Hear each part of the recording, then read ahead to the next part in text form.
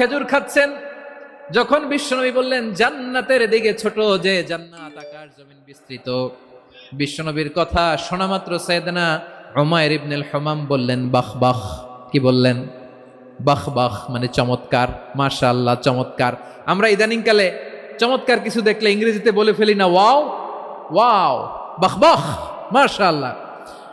বিশ্বনবী বললেন মা ইয়াহমিলুকা আলা কওলিকা বাহ বাহ ইয়া উমাইর, ও উমাইর, আমার এই কথা শুনে তুমি কেন বললা বাহ বাহ, চমৎকার চমৎকার কেন বললা?